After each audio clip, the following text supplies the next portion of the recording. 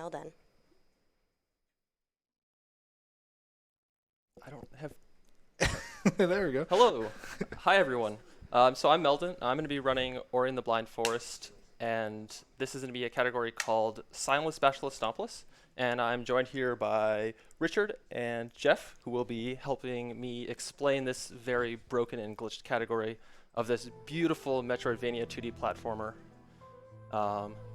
And with that, I'm all ready to get started. Well, let me just clear this out.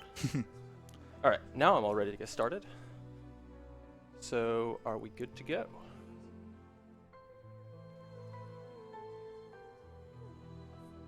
All right, good to go? If you want to count me down, I'll get started. Sure. In 3, 2, 1, go. All right, skipping the prologue. so Good yeah, start. with that, we skip the prologue. That's very good. It's very long. So this category, Sinless, Bashless, Stompless, requires you to collect all 6 world events and beat the game, but you can't collect the 3 skills, Sign, Bash, and Stomp. And if you've ever played Ori, you probably recognize those as very important things to collect. Pretty much the most important skills in the game, like from a casual perspective at least. Yeah. So yeah, that's going to make things very interesting. So we just picked up our very first energy right there. Energy lets us save and do some other actions later. And we're also grabbing our very first XP, which either comes from enemies or from these XP orbs that I will be grabbing in just a moment. And up there is Sign. So everyone say hi to Sign and then say bye to Sign.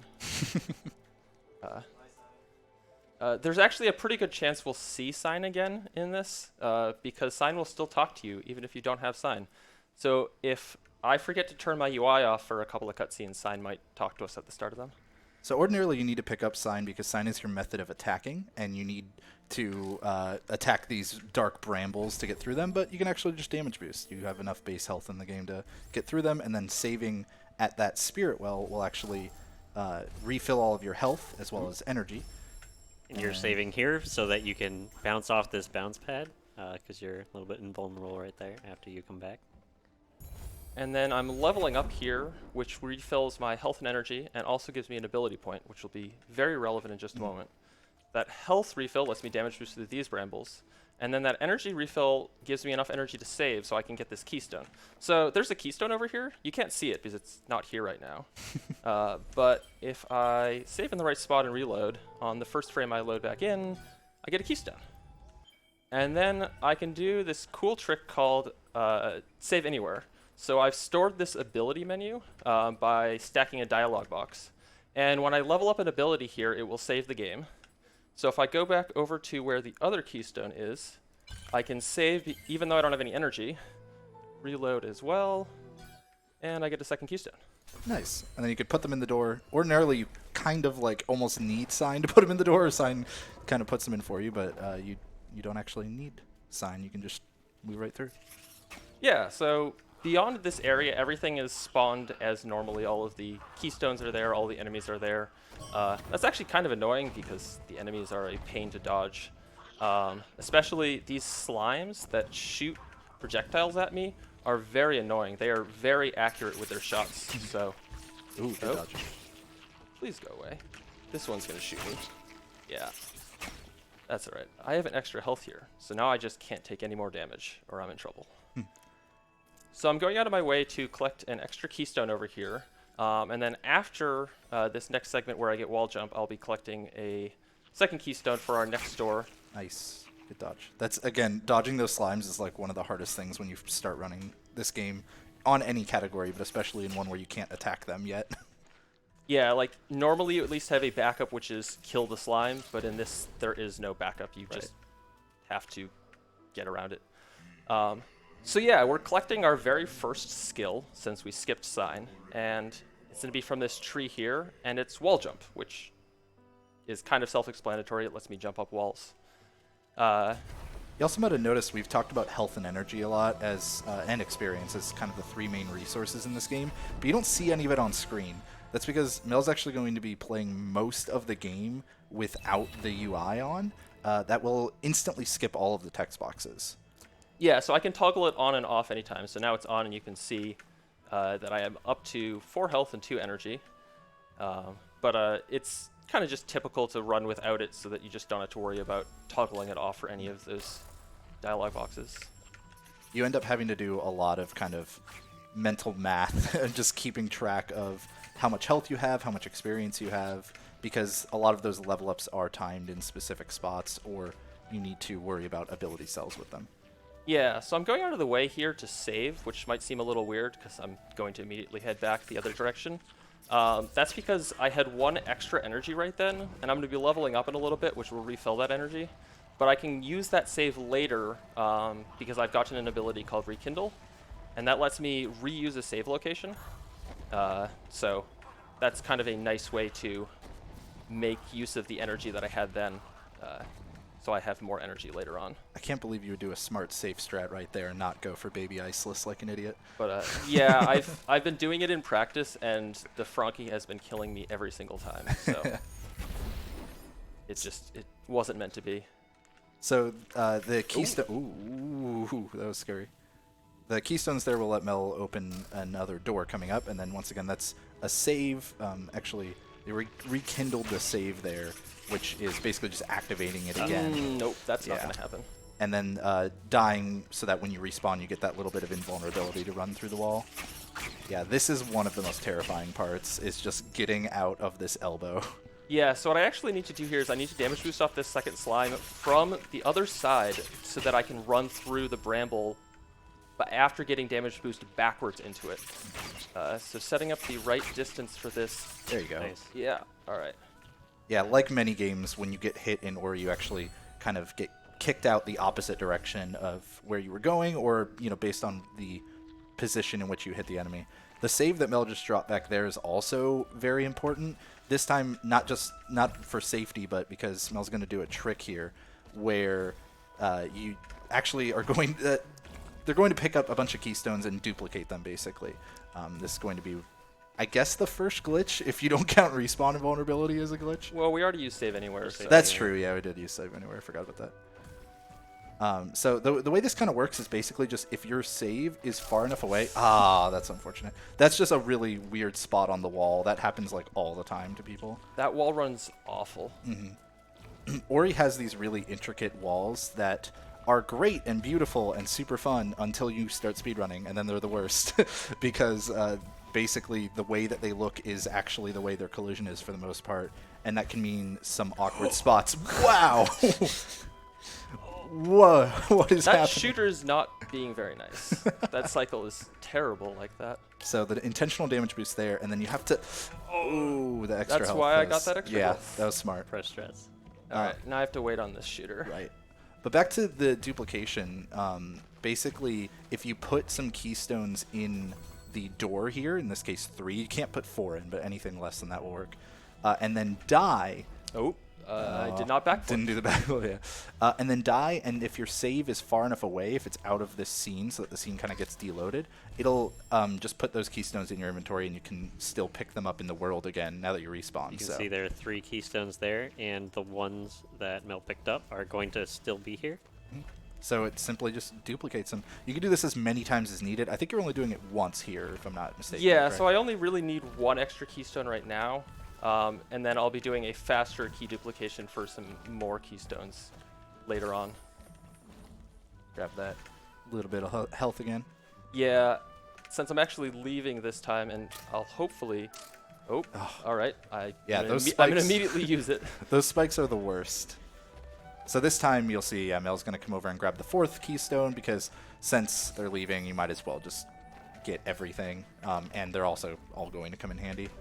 Effectively just let you skip longer keystones later on.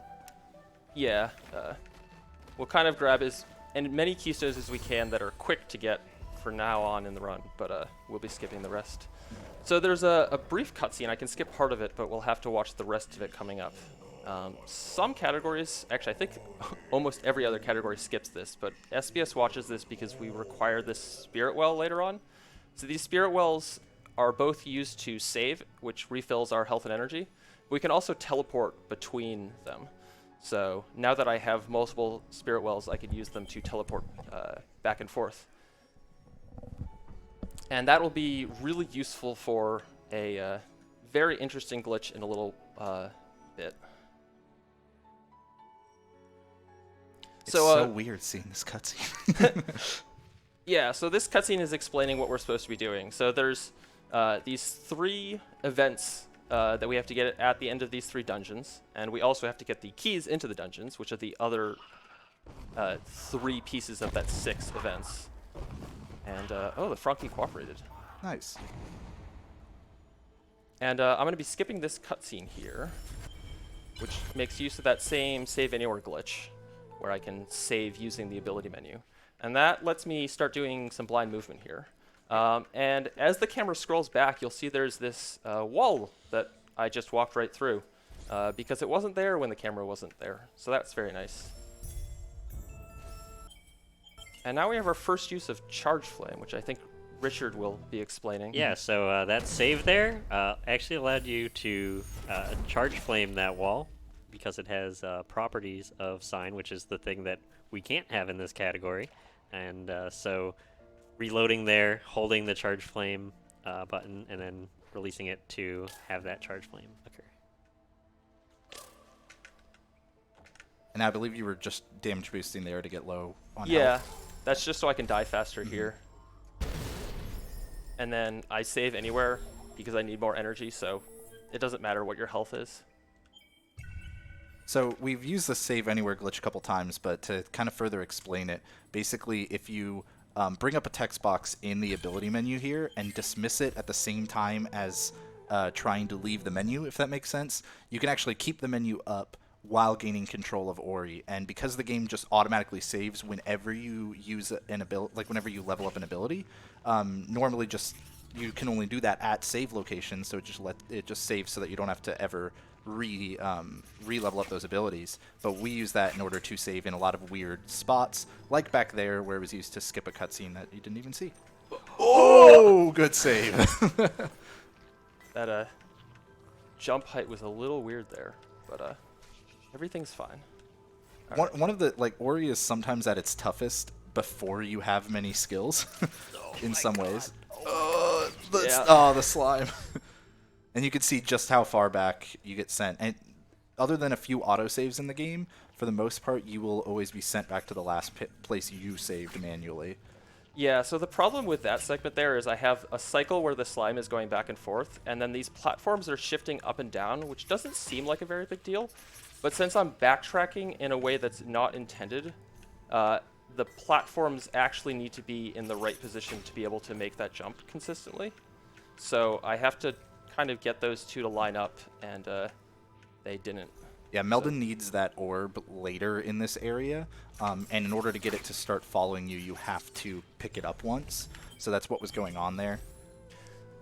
The problem with that orb is it actually follows sign, but like Richard mentioned, my saves are kind of sign.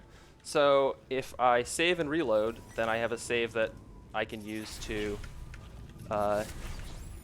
get the orb to come back to me. The problem is the orb has to despawn first, so it's very slow. It actually takes a full 8 seconds, which is a number that comes up a lot in BRB because all of these cycles here are all 8 seconds as well. So every cycle in this game is just 8 seconds. Yep. And now we just get to hang out on some platforms. And for this, I'm holding down so that I can manipulate the camera so that a slime up to my right won't come into view until right there. And that way, I don't have to worry about that slime. Oh, alright, that platform wasn't where it should be. So Blackroot Burrows just likes to do that sometimes, where you think you've manipulated all the cycles properly, but instead it makes your life much more difficult. But Meldon's doing a great job dodging. Yeah, the good thing is both of those cycles are actually okay with the slime. It's the middle cycle in between those that really sucks. The bad thing is I'm not going to be here for this platform. So Sinless, Bashless, Stompless is especially weird for these platform cycles because you have a save and quit that you have to wait at the bottom, and that messes with all of these cycles because parts of them are loaded in during that. So it's just a very strange category. We're soon going to be out of the kind of slower portion. Oh, no. Well, okay. We've got a little bit more of the slower portion of the running for a second. Yep. But we'll soon be out of it and picking up dash. We will have to wait on our friendly orb to go back up there. And then we'll be coming back in to put the orb in down here. It was nice that that platform was there for me, though. Yeah, Mel actually put that save in the right spot. Meldon, do you have a game audio at the moment? Yeah, I do. Okay, cool. But yeah, so that save was actually put in a very... Oh, no. I'm glad I have that save. Yeah, it was put into a very particular position because another save anywhere trick will come into play soon. And yeah, you got it. Nice. Anybody who has tried to do these, like, Meldon's also trying to like kind of skip a small like portion of it. Yeah, there's a safer way to do this, which is to just come and place the orb down here, and then I don't have to worry about any of that. So now we have a longer cutscene coming up here. So this is actually a great time if we have any donations, as we watch the darkness get lifted from this area. Currently, we do not have any new donations, but I will take this time to remind everyone that we do have a Final Fantasy randomizer incentive. You can choose the starting class, which I think is pretty nifty. You can start as either a fighter, a thief, black belt, white mage, black mage, red mage. That starts at 8:20 p.m. Eastern Time. So if you want to have a hand in choosing the first starting class, I recommend donating over on Matrino. Here we're about to get the speedy skill in this game. Yeah, so I'm about to get dash. It's the whole reason I came into Blackroot Burrows, this new area in the definitive edition. And dash is really good. I mean, this is a speed run, we want to go fast, and dash is the fastest thing you can get in this game. So immediately right off the bat, I'm going to be doing a trick called a dash glide, which is where I drop two neutral inputs in the middle of a dash and jump before the dash is ended. And that lets me maintain my dash momentum through the air. Normally, if I was to jump, I would lose all of that momentum. And that's kind of the primary movement I'll be using early on in the run, if I'm not just dashing on the ground. Oh, they did not give you a ton of leeway with this, this No. boulder escape here. I dropped a dash right at the start and wasn't sure if I was going to make it. So what I'm doing here is I'm letting this boulder crush me out of bounds, and then I'm placing a save out of bounds. And even though I come back inbounds, so I can come over here and collect this health cell and the spirit well up here, when I go back down to that save, I can resave and reload or die, which is typically faster than watching the loading screen. But that will allow me to respawn back out of bounds. And touching the spirit well is all you need to activate it as a teleporter for later. And now I can fall through this floor, and I'm in Grotto. Yeah, because who needed to go there the intended way? So Meldon was trying to go for a cycle there. A cycle that's very difficult. I think it's extra difficult when you do the out of bounds, right? Yeah, it's tighter, and the movement into it is very precise as well. Yeah. Basically, you can just get into those crushers a little early and save, guess what, about 8 seconds. This keystone is picked up because it's right here and very fast to get, and so it's routed into most of the categories. There is another keystone that you're supposed to get to unlock this door that actually Meldon completely skipped over. I actually can't get that. Oh, you can't. Oh, yeah, because you don't have a way to. Well, I guess you could charge flame kind No, of. you can't save but in you can't. the fight. Yeah. Yeah. So No, that's Can't why get I it. have to key dupe. Is Yeah. I literally can't get the other keystone. That's great. So this is double jump, another fairly self-explanatory skill. The nice thing it does is it lets me maintain that dash glide for a longer distance, and it's also a little faster for climbing walls. Ooh, that was weird. Yeah, I didn't want to. Again, the terrain of these walls, like the way that the collision works, makes it a little difficult to climb up them efficiently. Especially where there's spikes involved, it can get a little troublesome. So coming up is a very precise jump on the corner of a wall. So we're going to take advantage of the fact that these walls kind of match exactly like they look. Oh, and I messed up the second part of it. There you go. Meldon made that look really easy. Richard and I were trying to do that with 2P1C on a flight once, and it took us, I think, 45 minutes or something just to get that jump. So it's not as easy as it looks. Yeah, and that skips a huge segment of Lower Grotto where we're chasing this character Gumo, who we haven't. Well, we've kind of seen Gumo in the background and foreground. Oh, I'm not in the right spot for that. There you go. But Gumo has the water vein, or we would know that Gumo has the water vein if I'd gone into Grotto the intended way. We're about to find out that Gumo has the water vein, and that's Gumo right there. And there. And there. Just all over. And there's the water There vein. twice, for the record. The water vein's also on the ground there. So Meldon has the water vein, but it's there. And now Gumo's going to try and drop us on that bridge down into Grotto, but I skipped the cutscene, which allows me to just continue on my way. And there's Gumo again. With the water vein. Yeah, so that out of bounds I did kind of threw off all of these cutscenes. So we're watching half of these forward as we leave Grotto and the other half in reverse. So remember how you just watched a glitchless run of Sonic 3 at Knuckles? This is about as opposite from that as you can get. Oh. Nope. All right. I don't have enough health. Where's my last save? All right, we're going to die and go back to here. But I have a required damage boost there, but I have to avoid all of those brambles that you'd love to kill, but that requires sign. Yeah, again, so many of the things that are just kind of taken for granted in this game, both casually and in most of the other speedrun categories, that require sign become incredibly difficult to deal with in this category. Like brambles, normally you just kind of attack at them and you barely have to worry about them, but not when you can't attack them. Very nice. Lots of energy cell collection because energy is just incredibly useful in this game. Yeah, so I actually need 5 energy in order to do a set of tricks later on. So I have to collect that before that kind of mid-game point where we're going to do Valley Entry. So this whole segment of the game now is just collecting cells. So there's a bunch of energy cells I need to get, and then a bunch of these ability cells. Oh. You didn't need it. It's fine. Well, apparently I Didn't need it. And that's why you saved there. Yeah. Yeah. That hit you after the level up, by the way, just in case. Yeah, that's fine, though. Okay. I'm going to be saving on the Spirit Well in just a moment. So some nice kind of platforming here can get you up to this ability cell early. There you go.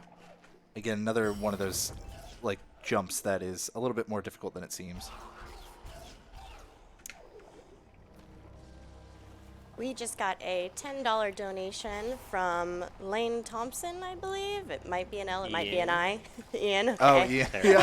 I was like, I don't know if it's an L, I don't know if it's an I. Tara.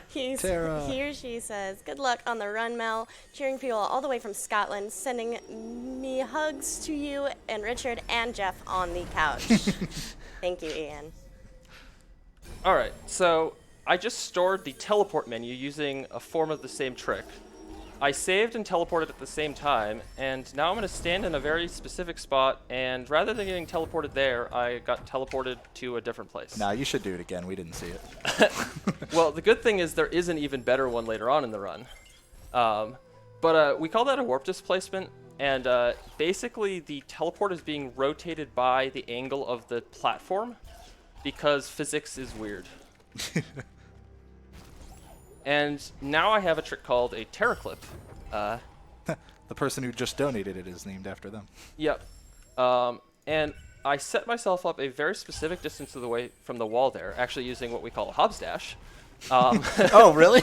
Yeah. I actually didn't know that. Because Hobbs found it despite the fact that he's... I've never done one in my entire life. Yeah. And I saved and dashed at the same time, which, because I was a specific distance away from the wall and I unloaded the wall, I was able to just move all the way through where the wall would be before it loaded in.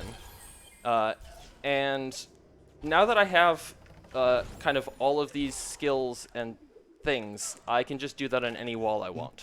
So now Meldon is in this swamp area, which is normally...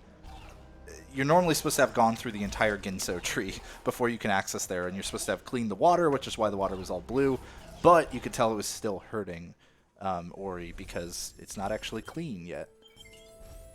It's also the area where you get Stomp in non-Sinless, Bashless, Stompless categories. That's true. But you know, this And the Ginso this tree is the category- area where you get Bash. Yeah, In the non- we don't want to go to any of those places. There's too many dangerous skills there. That I believe we will cause still be the going to Ginso later, right? Yeah, we eventually have to go there because there's an event at the very end of the Ginso tree. We'll find some creative ways to get there. Yeah, right now I can't do Ginso. And I'm still a couple cells short of being able to get to Charge Dash, which is the next very useful ability in the ability tree. There's a couple more ability cells back over here that I can get now that I have Double Jump. So we're going to grab those, and that'll be enough to get up to Charge Dash. And then at that point, I can actually head into Valley, which is the left side of the map. So the map is effectively... I need you to come back over here. The map is effectively split up into two halves. There's a right half and a left half. And normally, once you've collected Bash and Stomp, that gives you access to the left half. But now that we have the ability to go through any wall we want, it doesn't really matter what the game thought it was going to require. Charge Dash, the ability that Mel is working towards right now, is probably the single most useful ability in most of the speedrun categories of this game. Like, it's kind of tied with Bash, I guess, but except for in this one. This is another very tricky jump, by the way. You're supposed to need like charge jump or something to get up here. Ooh. And I had a setup that was working, but it seems to keep There it goes. Okay. not working and then working again. Walls are finicky. It only works when you say it's not going to work. I think that's true. But yeah, so Charge Dash is like a very useful ability because for multiple different reasons. It's the single fastest ability in the game. It upgrades your dash so that you can actually target an enemy with it and just move very, very quickly. And if you're not targeting an enemy, you will just move horizontally incredibly quickly. And on top of that, you can use it for some of those Terra Clips, and it will finally allow Meldon to damage enemies if that comes into play. You can see Meldon back there. They're going to get some energy from doing that save and then start a save anywhere there. Yeah, so I need exactly 5, well, I need 4.5 energy, but I can't really keep a half energy. So I had to save there to have enough energy. I just set myself a specific distance away from this door and did a Terra Clip against it. So now I can die here, and we're in Valley. Just go right through the walls. And Charge Dash gives me the ability to rocket jump, which is really good. So that's that powered jump you just saw there. So what I did is I did a Charge Dash, and I cancel it with a jump. And that allows me to maintain my... oh, please don't shoot me. Maintain my upwards momentum like that. It effectively lets you redirect all of the horizontal speed that you get from a charge dash into vertical speed, so you can just go flying straight up Valley. At this point, the game normally would kind of force you to go around this right side and actually kill you if you were in here, but that trigger is actually determined by having the skill Stomp, which Meldon doesn't have because this is Sinless, Bashless, Stompless. And now Mel is actually going to be doing a very difficult trick here called Fast Stompless. This is the most ridiculous trick in the run, I swear. Typically, you would try to get that shot at a precise angle and bash it, but here Mel has to actually use a charge flame using Sign to redirect that spider shot while also running away fast enough to deload. Oh, wow. That was incredible. Nice. So, yeah, again, it's a really, really weird trick. Basically, those rocks that Kuro was sitting on needed to be broken. And normally you do that with Stomp, but we don't have Stomp. And you can also do it with Bash, but we don't have Bash. So the way to do it is to use that spider shot to break the rocks, because it actually will do that. However, there is a ceiling in the way, and like Richard was saying, you actually have to aim the shot in a very specific spot and then get far enough away to have that ceiling deload before it runs into it. And here's an interesting thing. So typically, if you had bash, you could just bash that lantern to get up here. Yeah. So Mel had to go down, do a rocket jump to get up here to get enough energy. Oh, the backflip dash glide, so good. Yeah, it's one of the few runs that actually uses one. Yeah, that's very similar to the dash glide that Meldon was talking about, the right after getting dash, that will just let you kind of preserve your dash speed instead of it trailing off like the game normally intends to. Nice. You can actually duck under these projectiles here. So now I'm in Misty, which is a really cool area. It's one of my favorite areas. You really... Froggies aren't cooperating today. I mean, they never cooperate that much, but normally they're a little nicer. So rocket jumping is my only way to actually gain any vertical height, so even silly-looking rocket jumps like that are required. Yeah, this is a pretty late game area. You're supposed to have bash, bash, stomp, glide, and all that kind of stuff. So you're supposed to be able to go in pretty much any direction you want at this point. And unfortunately, Meldon doesn't have that, so you have to use rocket jumps and charge dashes and stuff to get around. Yep. And I have a required damage boost here. And, oh. All right. We're going to try that again. You might have noticed the layout of Misty Woods is kind of changing upon itself. There are just various kind of almost like cutscene triggers in a bunch of different spots in Misty Woods, and when you hit them, the map, like the area, will change. Always changes in the same way. So, for example, after picking up that keystone, when you start heading right again, the map changes. This bramble is very tricky to jump off of because it can knock you into it as opposed to out of it, which actually makes it harder to jump on. There you go. Did we mention walls are finicky? I think that might be like the theme of this run. I mean, the fact that everything just matches the design is really great for like the immersion, but it sure isn't fun when you're jumping on a wall that just doesn't want you there. Yeah. All So right, setting up for another Terra clip, I believe. Yeah, I'm bored of Misty. Even though there's this orb that we just saw down below here, and I need to get that. It actually turns out that Misty is the fastest way to get to the dungeon that orb would get me the key to. So rather than getting the key, I'm just going to fall through unloaded parts of Misty.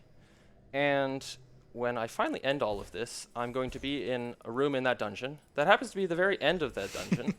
And it's the event at the escape there. So this is our second event. We already have the water vein.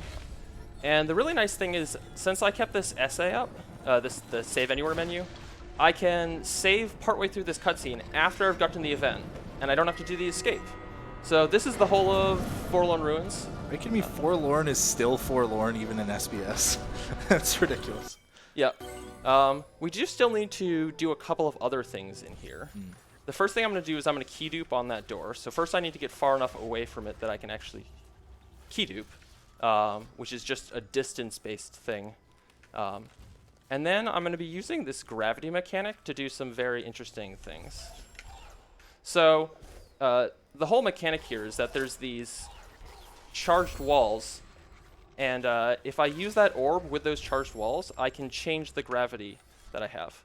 I also have the ability to move while teleporting. And I'm going to combine those two so that I can, in the middle of my teleport, get left gravity, and I still have left gravity. So you can just fall through. And remember how we left Misty Woods early? Yeah, I kind of unloaded the whole first part that I don't really want to do again. And I left the very end, and that's all of Misty. I think that's a clap-worthy trick, honestly. That one's wild. And ordinarily this game will, if you're out of bounds for too long, it'll kind of reload you back at your last save. as kind of a way of preventing the player from staying out of bounds. But because that's like an area that's kind of inbounds but just deloaded, it doesn't behave the same way. And so you can just kind of float down there. Oop, all right. Which orb do I have? Okay, I have the red orb. We're good. So what I just did there is I picked up both of the orbs at the same time, which confuses the game because the game obviously doesn't expect you to bring orbs into areas that the orb can't be in, because you needed to already have spent this orb in order to get to the Forlorn orb. But basically it lets me carry an orb without carrying an orb, which is faster. And with that, I can now have the key to the second dungeon that I'm never going to use because we already did the second dungeon. But it is a world event. Yeah, so I did need to get it. And correct me if I'm wrong, but the restriction for putting on world events, don't mind all this blind movement, by the way. Very, very normal stuff going on here. Yeah, also my camera's broken right now, but it's fixed. The restriction to require you to do all the world events is basically just so that there is something to do in this category, right? Because otherwise you could kind of just teleport to you could warp displacement to the end and you'd be done. Yeah, if you've ever seen an any percent run, I think the world record's 11 minutes, yeah, 10 minutes. It's really short. Yeah, there's kind of some. Oh, I actually need that. There's some silly things you can do. So yeah, in order to not just turn this into do those same silly things, but without sign, we required all the world events. That's a very careful manipulation of the positioning and timing of that frog so that it shoots in the very right way. Oh. Oh, you're fine. You don't need that health. All right, I did need that health. Meldon, I'm trying to make you look good every time you do one of these. Yeah. You got to work with me here. So yeah, that frog, that's pretty much why this save is here, is so that you can just redo this frog if it doesn't work right. And yeah, it's probably not going to. I made this trick look really easy the first time, so now you actually get to see how hard it is. Did you pull out the... But yeah, you have to actually be holding a direction key immediately after the rocket jump so that you arc correctly. I didn't have the right timing. All right. Yeah, the frog obviously is not meant to shoot that high, but their shots will track you to a certain degree, and as long as you can get it to just barely get up there high enough, and even in other categories of this game, you would have bash, and you might be able to help it out if you don't get it perfectly, but yeah, you obviously can also don't have bash here. You can, with bash, you can actually just bring the frog out onto that platform. I was, that's why saves. Oh, all right. These spikes are just going to give me trouble. Listen, Mel, you don't need that health. It's fine. No, I don't. See, you just had to believe this time. There you go. That keystone door right there is one of the big reasons for duplicating keystones earlier. Oh, all right. Frog. Yeah, you're normally supposed to use Stomp to open this floor, but have you remembered the category name yet? You don't have Stomp. Yeah, so I need that frog to help me out there. But frogs kind of don't... Oh, hi, Sign. Yeah, like I said, Sign still talks to you. So this is a really important skill I've just picked up. This is Charge Jump. So Charge Jump lets me jump really high. It's the first way I have to go high that doesn't require energy. So now I can actually go do Ginso. But since we're here... All right. Just wanted to see that again. The energy part is really big because every time that Meldon has been using a charge dash, it costs energy every single time, and that includes rocket jumps, which again were the only way to get a significant amount of height for a while here. Yeah. I'm also going to do a trick here called a Terror Break, where I'm saving next to that ceiling and then charge jumping. And that charge jump damage radius gets carried through my death. And since I placed a save in a spot that I wasn't supposed to, but right next to that ceiling, I'm able to break the ceiling and skip doing kind of the rest of the intended part of Sorrow here. And then I'm keeping this save anywhere up so that I can skip this cut zone here, or this cutscene for the Sunstone, which is the Oh, hi, Sign. I still just wants to talk to you. Yeah. It's I have to turn my UI on in order to store this menu, so it can be difficult to remember whether it's on or off, since you can't see it while you have that menu up. So now we have the Sunstone, so we can get into the third dungeon, which we'll be going to in a little while. So at this point, we have all but 2 world events completed. And remember, the kind of requirement for this category is that you do all 6 world events and then beat the game. And Lots of falling. yeah, It's so weird seeing this without Stomp. but yeah, I'm pretty used to it at this point from running this category a lot. But oh no, that's okay. We wanted to see all of the beautiful It's falling. really again. pretty here. While Yeah. we're falling, we have a $25 donation from Christopher Wise. He put that towards the Thief class incentive for Final Fantasy Randomizer. As far as I can tell, that is the only contribution towards that, so it looks like we may be starting as a Thief unless someone wants to change that. Nice. Now that is a meteor kick, which is just a rocket jump, but sending you downwards instead of upwards. And it's just a way to fall a little bit faster, basically. yeah. And then I did that same trick, but it's just used there to refill my health and energy. I didn't actually use it for any movement. But normally saving on a Spirit Well is pretty slow, but if you combine it with the save, or the teleport that I have to watch anyways, it doesn't really lose me any time. And I'm jumping over a cutscene there, so we don't have to watch that, or skip it. And we're now about to head into Ginso, which is a really cool dungeon. And normally the first dungeon. Yeah, we were supposed to go here a while ago. The first half of this, it's going to feel like we're cheating, because I have way more skills than I'm supposed to. And then in the second half, you'll actually see why I need these skills to do this.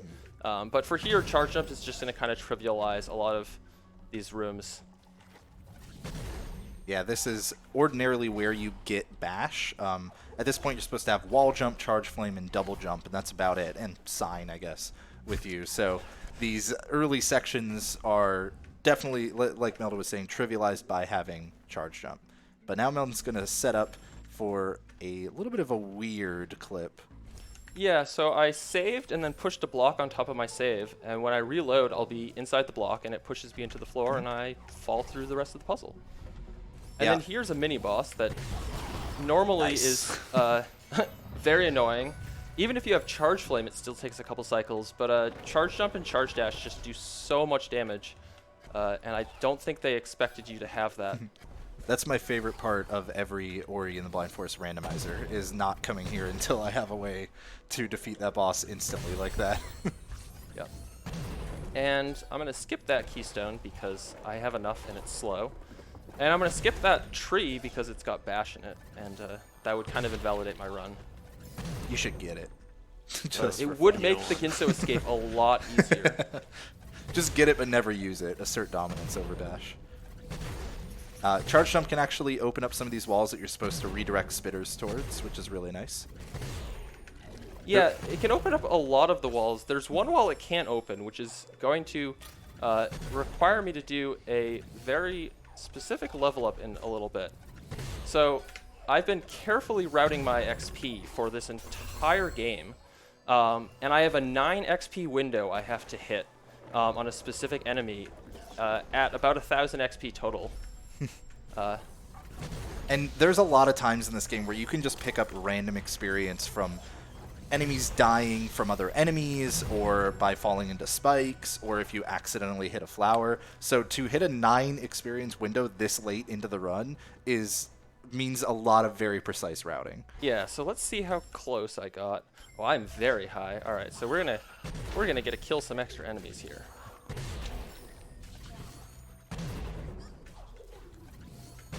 And this is just to get close to that level up again. That worked. Okay. Somehow. Oh! Nope. All right. Yeah, this frog is not being friendly. We'll just try and Nice. There you do go. that and have these respawn. No. All right. I can force them to respawn though. Oh, it looks like they're back. 24. Yeah, because They come back because it's typically a bash puzzle here for you to traverse upwards using bash, obviously. You have charge jump in this case, but yeah. Nope, nope. And there is experience around here, but it would have been too much experience, so. Yep. So I was a little low on experience, but thankfully you can just kind of keep those enemies coming. And that level up blows up the brambles on both sides so that Mel doesn't have to do anything with the right wall, which is good because it pretty much requires bash or stomp. You could do it with charge flame, but it would not be fun. Yeah, especially without sign. Or I don't even know if that helps or doesn't help. Right. And now this is the fabled Ginso escape. This is probably the moment everybody most remembers in this game, except not like this. Normally you do it in a little bit different way. But with this is very difficult because of not having bash, even though Meldon can use the charge jumps and rocket jumps and all that. It gets very difficult right at the end. Yeah, because right here is where you would normally want to bash, but you'll have to use charge, dash, and then intentional damage boost so you can charge jump off the spikes. And once again, and oh, it's close. Nah, that is really, really precise. It's really tricky to get out of here. Who would have figured the escape based around bash is a little difficult when you don't have bash. Yeah, this escape it's not easy as a speedrunner, but it becomes a lot easier once you've practiced a lot. As soon as you do it bashless, it just oh, that shot is You got it. That's fine. not in the spot I want. You might have also seen there, if you were watching closely, that charge jump can give you a little bit of invulnerability as long as you're holding down the skill. So Meldon actually was specifically making sure to hold it long enough to not get hit by the spitter projectile because of these damage boosts here that are required to get out. All right. See this again. That looked a little higher, maybe? Oh, Yep, there we go. Oh, very good, very good, very good. Second try is pretty good on that. Would you say that's probably like the most worrisome part of the run, or maybe like one of? Yeah, in terms of just like pure difficulty for a single trick, Charge Flame Stompless is probably harder. But retrying it is really fast. Oh, all right. This is the one time I want to listen to signs. So there's a dialogue here that you want to play because otherwise Ori stares at the sky. And For this about is 10 seconds. Yeah, this is why you want to have your UI on there. But I forgot, so we didn't. I was intentionally distracting them. Yeah. And we're back in Swamp, and we still don't have a way to leave other than terra clipping, so we're just going to terra clip out again. You notice that nice, the rhino. I want to go through the rhino, but I didn't want the rhino to kill me. Since I have clean water now, I have to go to a slightly different location, but it's the same idea. And because those terra clips require you to use an ability, to level up an ability, that means that they cost an ability point. So now that Mel has no ability points, they won't be able to actually do that again unless they pick up more. Yeah, there's a couple of techniques to do them without ability points, but they're either TAS only or kind of only used in specific locations where they're saving a ton of time. This teleporter. And I mentioned that we're going to do a very different warp displacement. So I'm going to teleport to the Grove teleporter here. But I'm not going to end up at the teleporter, or the Grove teleporter, if this all goes right. I'm going to end up at the final dungeon. So that looks like the right swing, and there we go. Wow. That's really good. All of that running back and forth on the platform was specifically to get it to swing the right way. It was not just like Mel having fun while waiting. Yeah, and you have to... Oh. Hi, sign. You have to time it correctly because the teleport has a fixed duration. And I used a death to get free movement during the teleport, but there's still just only so much time. Now, this is a trick that anybody can try at home. That's called door warp. The game auto-saves as soon as you enter the dungeon there, and so when you reload the game, if you press up to enter the door on the first frame the game loads, it just warps you into a different position for some reason, and it ends up skipping the entire dungeon. If you have this game, go try that out at home. Just save in front of the door, reload, and like mash up. Yeah, so it might take you some tries. It's not easy, but yeah, there's some good visual cues if you play the game for long enough, but even then, like, runners will get consistent for a little while and then start messing it up. So this is the final escape of the game. We've actually collected the last event. And, oh, I don't want to be here. You got this. You got this. Nope. Oh. All right. Walls. I'm going to blame being too used to rando on that one and thinking you had triple jump for a second. But, yeah. I have to get into that wall with the charge dash. But sometimes walls just don't like cooperating. And, Mel also broke the floor back there because Kuro is chasing you in this escape the entire time. And breaking the floor will actually get her to stop chasing you. You're basically to think that you've gone onto the next area and not immediately insta-kill you. Yeah, by triggering the end of this area right here, normally the boulder's supposed to fall there, but by triggering the end of that area without triggering the start of the next one, I get this area kind of for free. That looks good. You got this. Yes. Okay, good. And once again, don't have stomp, so using charge dash to get through these. This is a difficult room with an intentional damage boost that did, I think, 4 health, right? It's a lot. Yep, and I have exactly 5 health, so I now have 1 health here. And these fish do 1 health of damage. And you can't save anywhere in this escape, so any death sends you all the way back to the beginning. And Oh! that fish was on a bad cycle, and there's a backup to go under it, but it is not really consistent. I was just slow on the first fish, so it was not meant to be. But this escape is really not intended to work. Yeah, you're actually supposed to need every skill in the base game. This is Definitive Edition, so there are also 2 extra skills, including Dash as one of them. And you're supposed to need every single skill other than those 2 extra ones to get out of here. So doing this without quite a few of those skills, like even not just Sign, Bash, and Stomp, Meldon didn't pick up a lot of the other skills as well. It makes the escape incredibly difficult. Yeah.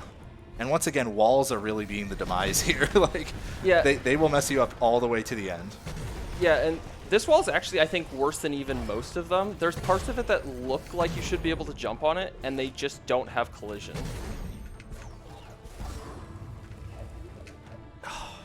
Yeah, some walls in this game, like when you try to wall jump off them, will just cause you to keep sliding. And that's basically what's happening here. It's very specific parts of the wall you can wall jump off of, but other bits you can't.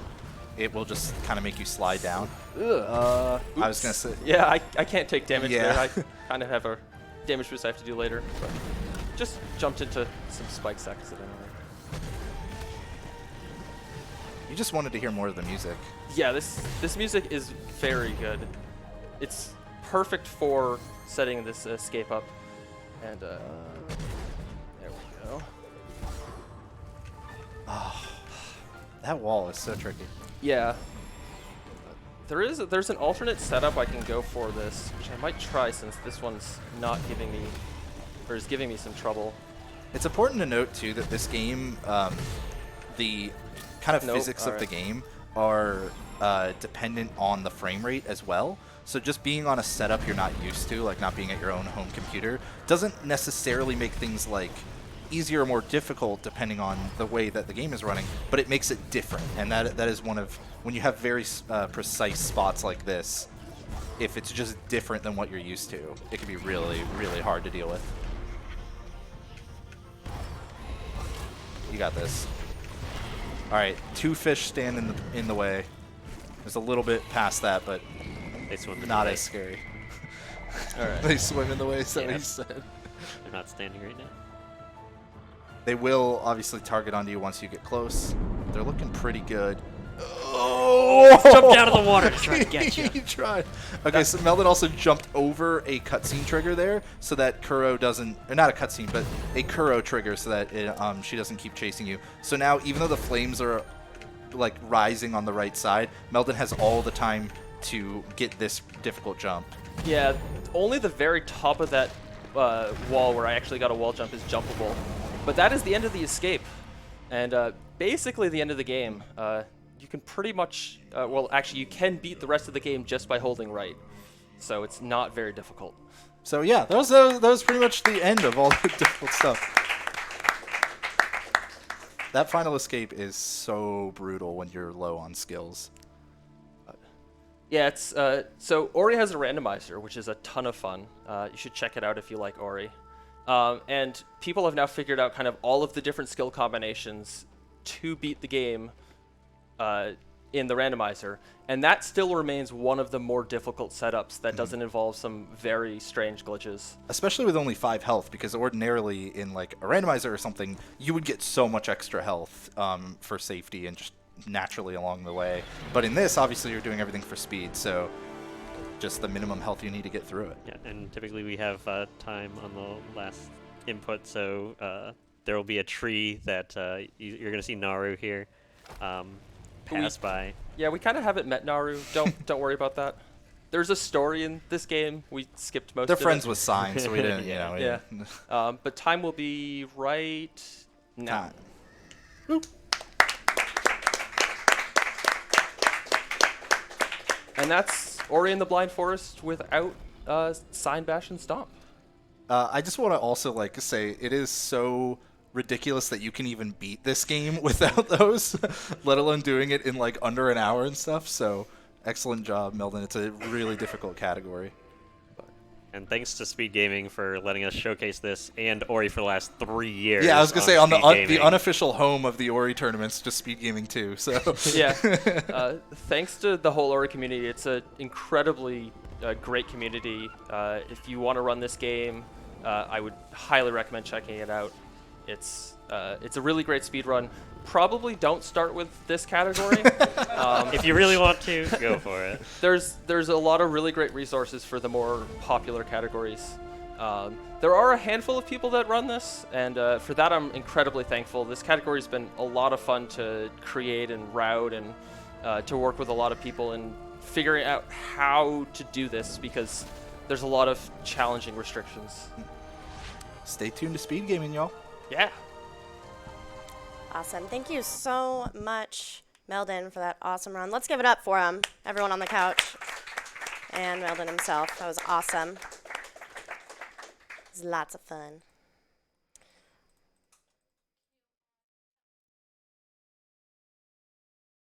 We will be right back up after a short ad break.